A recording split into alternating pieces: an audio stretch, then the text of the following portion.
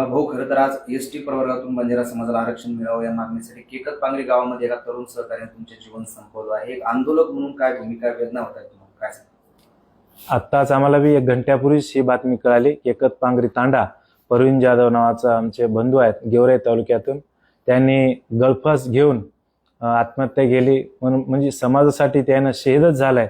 त्याच्यामुळं आमच्या सर्व समाज बांधवाच्या वतीने आम्ही भावपूर्ण श्रद्धांजली करतोय. आणि अशी टोकाची भूमिका समाज बांधवांना विनंती करतो की कोणी अशी टोकाची भूमिका घेऊ नये.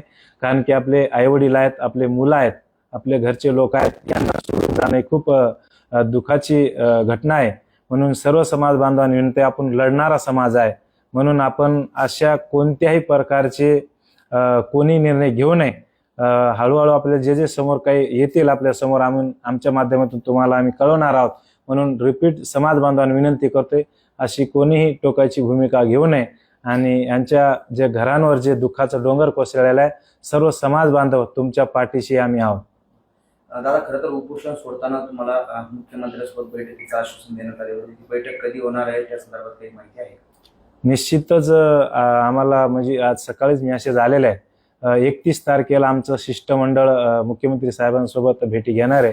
आणि तिकडून देखील आम्हाला म्हणजे पत्र आलेलं आहे की 31 तारखेला बैठक होईल. म्हणून आम्ही सर्व समाज बांधवाच्या वतीने शिष्टमंडळ घेऊन जाणार आहोत. त्या शिष्टमंडळामध्ये सर्व बंजारा समाजातील जे आमचे राजकीय नेते असतील, आमचे महाराज मंडळी असतील, आमच्या समाजातील साहित्यिक असतील आणि सर्वच संघटनेचे प्रमुख असतील, आम्ही सगळे मिळून 31 तारखेला शिष्टमंडळ जाण्याची आमची शक्यता आहे. शिष्टमंडळामध्ये कोणाकोणाचा सहभाग असणार आणि प्रमुख मागण्याचे तुमच्या काय असणार आहे मुख्यमंत्री?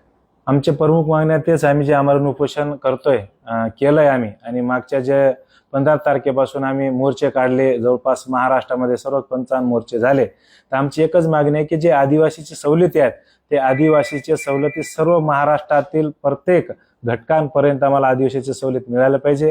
आणि मग असं म्हणजे कोणी वेगवेगळे मॅसेज टाकायला की मराठवाड्यासाठीच काहीतरी चालू आहे, कोणी म्हणते विदर्भासाठी चालू आहे, कोणी म्हणते खानदेशासाठी चालू आहे. असं काही नाही. आमची मागणी एकच राहील की संपूर्ण महाराष्ट्रामध्ये आम्हाला आदिवासीची सवलती लागू व्हायला पाहिजे. त्याच्यामुळे आमची एकच मागणी हीच राहील.